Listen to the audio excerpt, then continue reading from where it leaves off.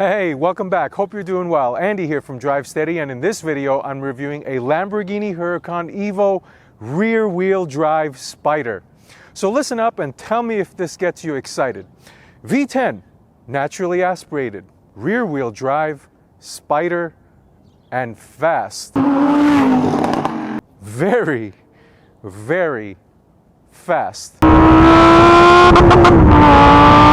So these are the words and sounds I can use to describe the Lamborghini Huracan EVO. Exciting? It definitely is for me. So let's see what this thing's all about in this review of the Lamborghini Huracan EVO rear-wheel drive Spyder.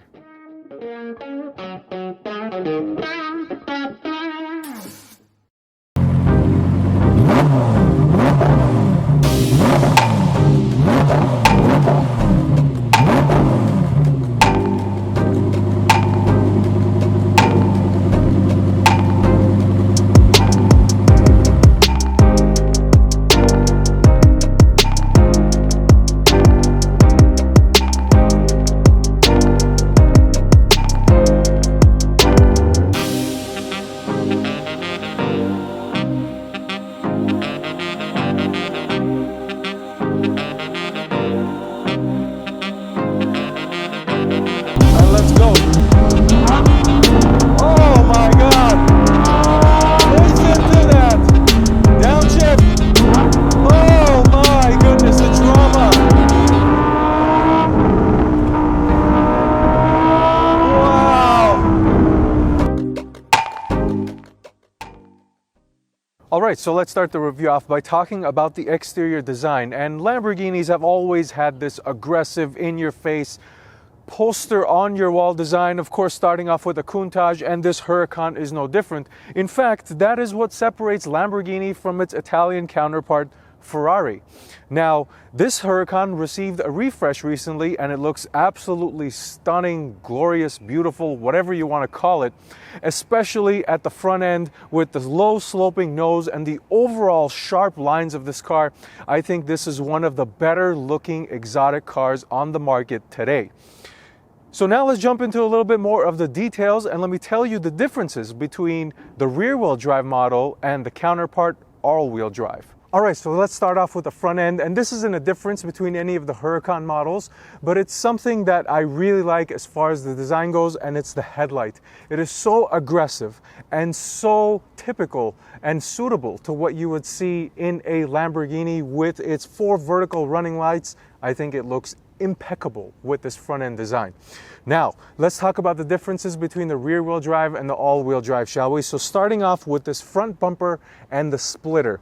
Now, in the EVO rear-wheel drive model, these are different because they're cut differently. The shape is almost completely different than what you would see in the all-wheel drive. Now, you don't really notice it in this black painted car, but when you look at a red, white, yellow, orange, something that's a little brighter, you can tell the difference immediately when you look at these front bumpers. Now, there's also a difference in the rear with the diffuser and the spoiler, and I'll talk about that when I get back there. But the notable item, because of these two differences, the rear-wheel drive model generates more downforce than the all-wheel drive, and I was really stunned when I thought about that, because you would think that more downforce, the more expensive model, but no. And then I was like, wait a minute, this makes sense, because when you go rear-wheel drive, you lose some of that grip, and you make that grip back with the extra downforce. So this is very clever thinking by Lamborghini, so you don't lose any of that grip going from all-wheel drive to rear-wheel drive. Now, next, staying on the front end, this is an optional item, the front lift. This car does have it, and it is something that most exotic car owners absolutely check the box. Now, given that the Huracan does have decent ground clearance, it is something that I do recommend. I used it frequently when I was driving this car around, going up steep driveways, testing it out. It does pay for itself in the long run. You don't have to pay for any damaged splitters, and I know these things are quite expensive. All right, so because this is a rear engine car, that means your trunk is in the front. So let's talk about the front very quickly, even though it may not be as notable of an item for people buying this car nonetheless. So let's talk about it really quickly. So the way you open it, there's a button on the key. There's also a button on the interior. And there's a little latch here, just like there would be on an engine cover. So that was kind of interesting. And then when you open it up, you're greeted with a fair amount of space, I'll call it that. The owner tells me he took it on a weekend getaway and he was able to fit one medium to small size carry-on bag or luggage piece, and he said it was fine for the weekend. But if you're somebody who's expecting to put a lot of stuff in here, you're going to be disappointed. I put my camera bag and a little camera briefcase with some equipment, and it was basically filled to the top. You're not going to be able to fill a lot of stuff in this front trunk, so check your expectations. It is definitely a small amount of cargo space. But that's neither here or there. So now let's move to the middle section of the car and I'll show you how the Spyder or the convertible top operates. All right, so now I'm on the interior of the Huracan EVO to show you the convertible top operation, and you can see that this car is equipped with a beautiful red soft top, and I think it looks very nice with this black color paint. Now you can get a couple other options. You can get it in black, and you can also get it in a brownish color, which might be suitable for a green Huracan or maybe even a blue one, but that's up to everybody's taste, and just giving you the options here. Now, as far as the way this top operates, there's a button here in the center console. You push down on it and the mechanism starts. It takes 17 seconds for this top to retract, and you can use it up to 31 miles an hour, which is actually quite impressive. It's rather inconvenient when you've got a convertible top and you've got to completely stop in order for the top to open and to close. Now, as far as wind buffeting, when you're in here, some people are sensitive to it. The Lamborghini has put a little windscreen here in the center section that is also controlled using a little button here in the center console. Now, apparently this gives you much better wind buffeting, much less wind noise in the car, just using this little screen, and it's electronically controlled, so that's also convenient. Now, closing it is the same mechanism. You pull up, it takes 17 seconds to close. The convertible top is actually very smooth. It doesn't make a lot of noise. It's not clunky, so it's suitable for the price range, and I think it works very well. Now, let me take you around back and let's talk about the window. Wants to keep going up as a part of the convertible top operation. All right, so that was the convertible top. Let me take you around back. Let's listen to the exhaust and I'll give you some of the engine details. All right, so now the rear end, and I keep talking about the front and how I like the headlight design and it looks so clean and nice. But let me tell you, this rear isn't too far behind as far as design goes. Starting off with these exhaust tips, they're like rocket thrusters coming out the back. They look very Performante-esque, very cool looking nonetheless. And the even more heightened item about the exhaust that I didn't notice in the pictures is when you look at it through this mesh grille, you can see the muffler right there, and you can see the exhaust piping going into the back of the engine, and it just heightens the uniqueness and the unique design of the Huracan. But enough of that. Now let's go ahead and take a listen to what this thing sounds like.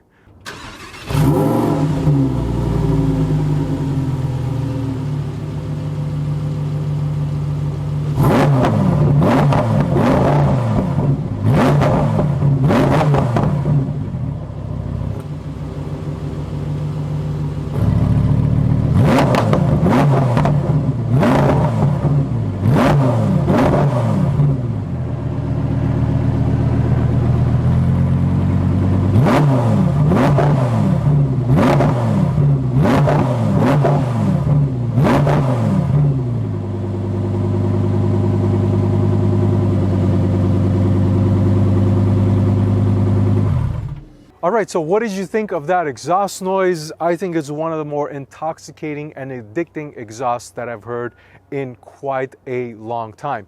So now let's talk about the engine, but before doing that, there's a cover here. Now, as part of the Spyder, you lose the glass top, or the option of getting a glass top. You can get it in the coupe, and unfortunately you can't see your engine bay. It does have these cool levers here that give it that Lamborghini Aventador, I believe it's the Centeno model. So this is very cool looking looking and an intricate design element. Now, the engine, this is a Lamborghini-derived 5.2 liter naturally aspirated V10. They're not going to make them like this much longer, guys. So if you want one of these or a 12-cylinder version, go out and get them now, because these things aren't going to be around for much longer. So 602 horsepower with 413 pounds-feet of torque. It has a 8,500 RPM redline, so this thing absolutely screams when you're at the top end. It's mated to a 7-speed double clutch transmission, which Lamborghini calls doppia frizione. And hopefully I didn't screw that up for people who understand Italian. And that directly translates to double clutch. And it sounds a lot more elegant or cooler when you say it in Italian. But nonetheless, the differences between this car and the rear-wheel drive. Now, first things first, the all-wheel drive. Now, first things first, the performance. This one is 0 to 60 in 3.5 seconds with the rear-wheel drive and the convertible top. If you go with the all-wheel drive and the coupe, and the horsepower gets bumped up 28 horsepower and 30 pounds-feet of torque in the all-wheel drive models for these cars. Now, if you ask for my opinion, I say, who cares? You know why? Because the rear-wheel drive model actually weighs 72 pounds less than the all-wheel drive. And you know what that means? Your power-to-weight ratio goes up. So here's the difference. In the all-wheel drive model, your power-to-weight ratio is 0.188. In the rear-wheel drive, it's 0.180.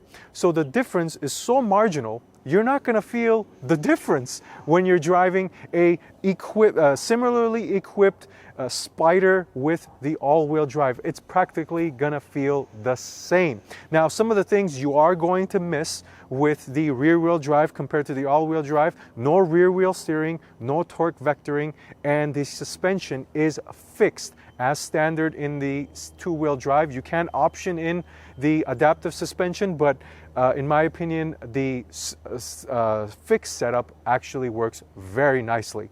So that's basically the engine. Now let me show you these wheels, tires, and brakes, and then we'll move to the interior. All right, so let's really quickly go over the wheel, tire, and brake package. So these are the optional 20-inch forged wheels. They look absolutely amazing. You do have two additional options. There's a 19-inch wheel, which is standard, and then you have another 20-inch wheel, which looks really cool as well, but these are my favorite. And you can get all three of those in different color options. You can obviously get them in silver, you can get them in this gloss black, and there's also a graphite. These are 8.5 up front and 11 inches in the rear, so a really nice wide tire back there. Tires are Pirelli's, 245 up front, 305 in the rear. Now inside the wheelbarrow, you have the cool looking Audi R8-esque, they're basically the same brake rotor. It is a 14.4 inch rotor up front and a 14.1 inch in the rear. They're being bitten onto by this beautiful red Lamborghini caliper, and you can paint these in different colors. Lamborghini has a very wide spectrum of customizability for the Huracan. So Lamborghini rotor, 8 pistons up front, 4 pistons in the rear. And if you're wondering why the rotors have that funny looking waffle shape, it's because it saves weight, number one, and apparently it provides better thermal efficiency, better cooling.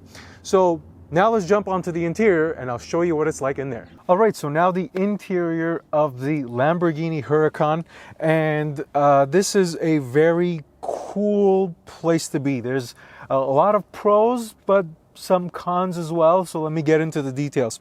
So this seat is actually the normal seat. I know that there's a sports seat, but this one is just the standard seat that you get in a base Huracan, and I gotta say it's very comfortable. It is sporty, it is aggressive, it does hold you in, but it's not like a bucket seat. It's suitable for day-to-day driving, I'll give you that, and I think it is suitable for aggressive driving as well. If you want something a little bit more aggressive, granted, I'm assuming here the sports seat will probably give you more huggability, I guess, for the lack of a better term. Now, the steering wheel, I'm very happy to say that is all leather, and it does have contrast stitching. This entire interior has contrast stitching, and it is beautiful. As far as the quality goes of this interior, it is very high. Everything is covered in leather. One of the places I have to ding is there's plastic on the air conditioning vents, and I'm not sure why that is. I know some people option in the exposed carbon fiber or the dry carbon fiber and stuff and change them out even in the aftermarket. But I mean, come on, Lamborghini, this is a $230,000 base car. I think you can even wrap these in leather, because the rest of this interior is wrapped in leather. There's very few to basically no touch points of plastic. Everything is covered in leather. So yeah, that's a complaint. The next thing, column mounted paddle shifters. You see these in Ferraris and in the Aston Martin Vantage that I drove, and it takes some getting used to once you're coming from a steering wheel mounted paddle shifter, but nonetheless, these look so cool. They're metal, they sound cool when you use them, they look cool, obviously. Now, the gauge cluster. So the gauge cluster is all digital, but you would think, oh, it's all sophisticated and all this. Not really. It actually gives very basic information: tire pressure, trip, gas, simple stuff, obviously your tachometer and your speed. But the neat thing that it does is once you toggle through the modes, the Strada, Sport, and Corsa, which I'll talk about during driving portion, it does change the look. But otherwise, it doesn't do anything funky or anything sophisticated. You can't put your navigation in there. It's just a simple gauge cluster. I would say Gen 1 digital gauge cluster. Nothing like you see in some other modern cars where you can configure it, split screen, do all this stuff. No, you can't do that here. And that's not a problem. It's just something to point out. Now, one thing you'll notice is I have the convertible top down. And the reason why I have the convertible top down is because I found it kind of scrunched or crunched up in here. I felt that way with the convertible top up. Now, I'm 5'10" and my hair is touching the soft top when the top is closed.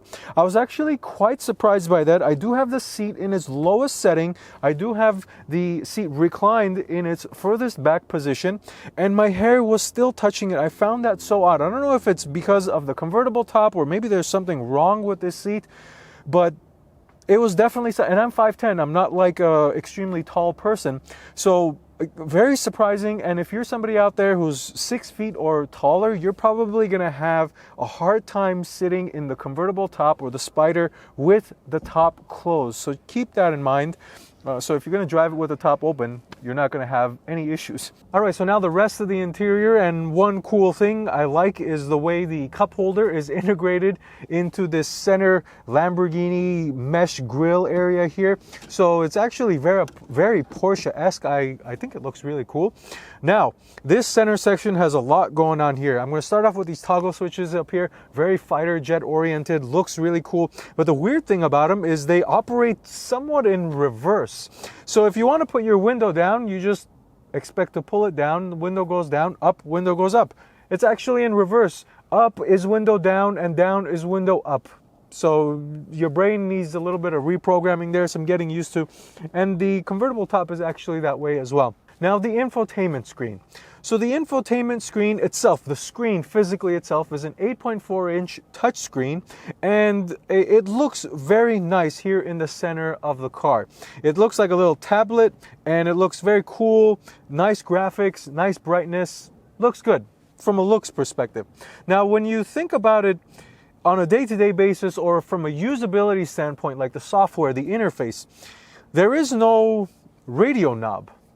So everything is touchscreen here. So you got to push the speaker here and then use your finger to raise it up and down. Thank God there's a sliding motion instead of having to go up and down like this. But for those of you who are looking for a shortcut here, if you hold you use your two fingers, you hold the speaker key and the home key together, it brings up a little shortcut menu, and you can use your two fingers to go up and down. I learned that trick looking at some of the Lamborghini forums. But nonetheless, it is somewhat inconvenient to not have some of these integrations that are, or features, functions that are built into the infotainment not have a physical button. Like another one is the heated seat. So I have to go into the climate control system, and every time I go into the climate control system, it seems like it's turning on the AC in order for me to turn on the heated seat. And I don't want to do that. Just give me a button, let me push it. Anyways, so that's my complaint there. As far as the rest of it, it does have Apple CarPlay. It does integrate with that pretty well. The settings itself are not deep. They're very simple. It's an easy to use system. You will get used to it very quickly. There's maybe like 1 or 2 menus deep. Other than that, it's not like a BMW system where there's infinite levels of menus and customizations and all this stuff.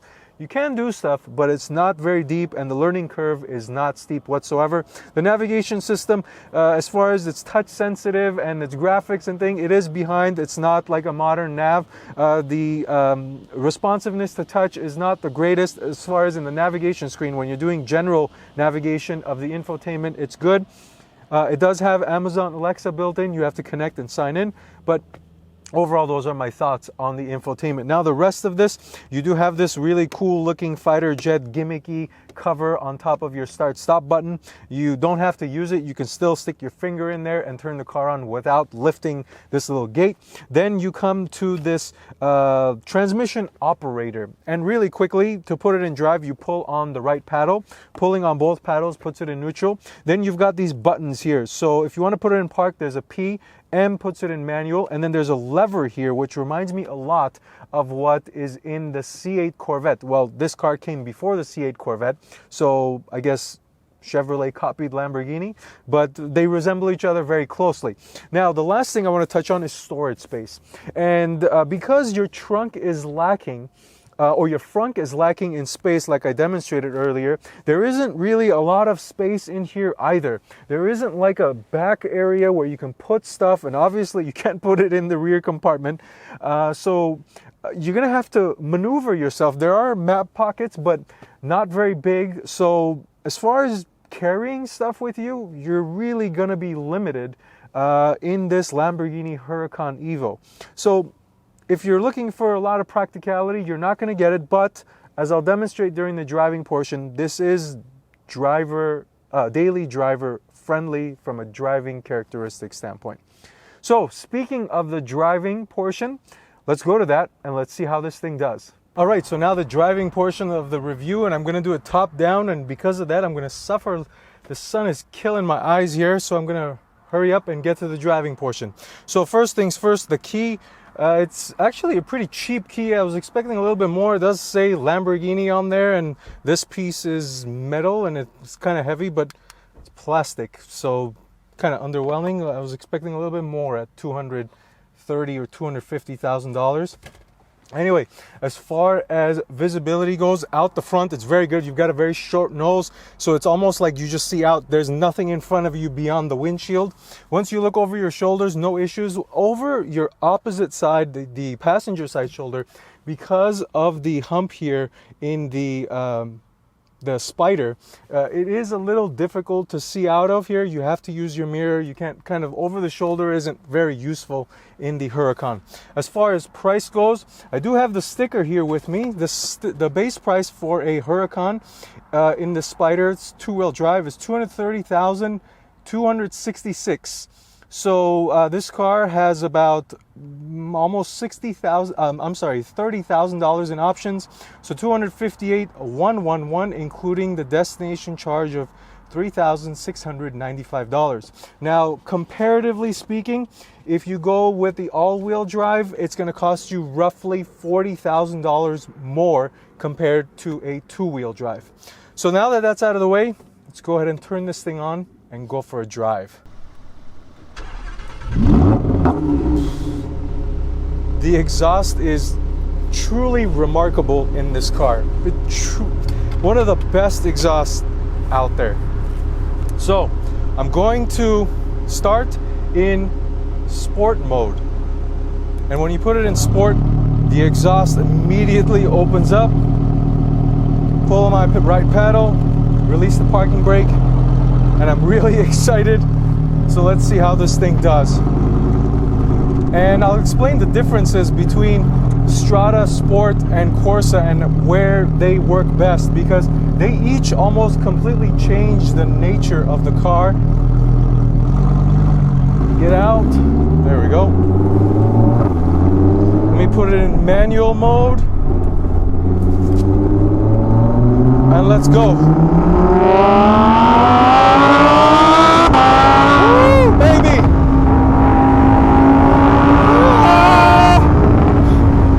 Wow! Oh my God! Listen to that! Unreal!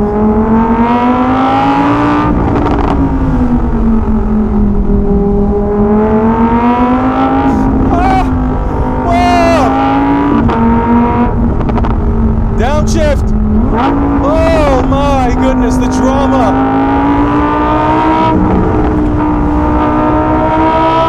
Wow! Oh my God! And I've caught up the traffic. So let me catch my breath there and help you catch your breath as well. Man, for me this car is something else. And hopefully the exhaust is coming through in the video, because this thing sounds unbelievable.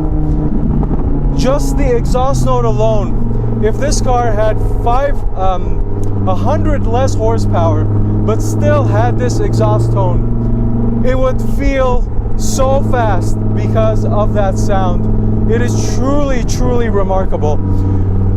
But just the overall speed is just insane anyway. And since I'm in traffic, I'm going to take advantage of this and I'm going to put it in Strada.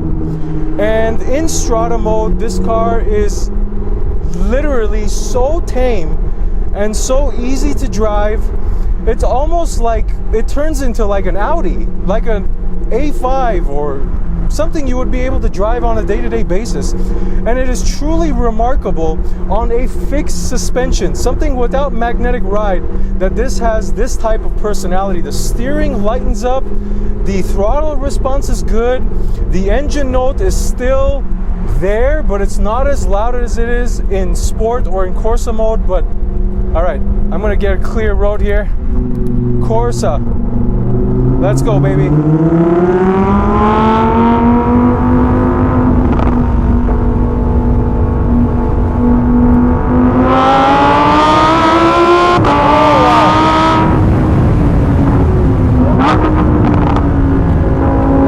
Drive a little bit.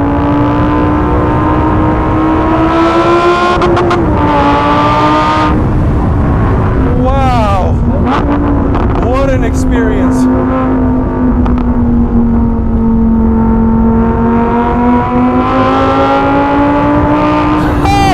Whoa, oh my gosh.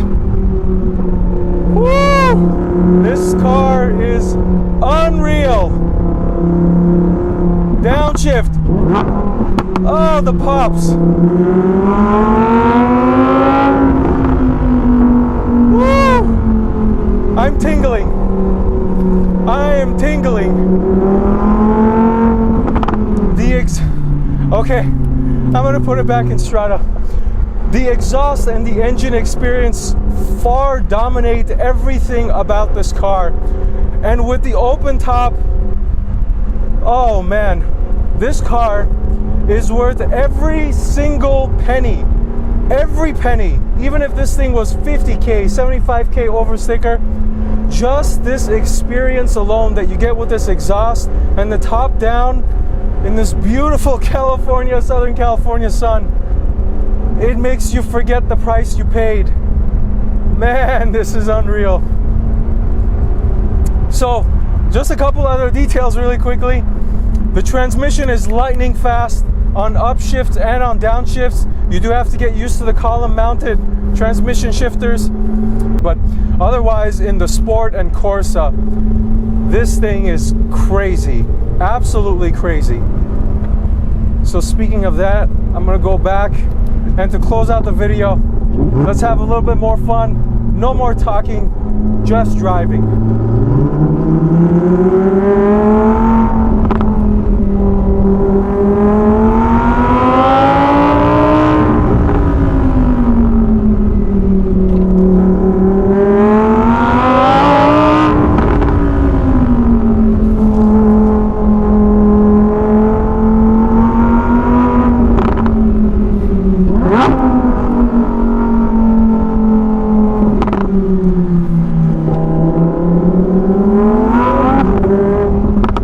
going downhill.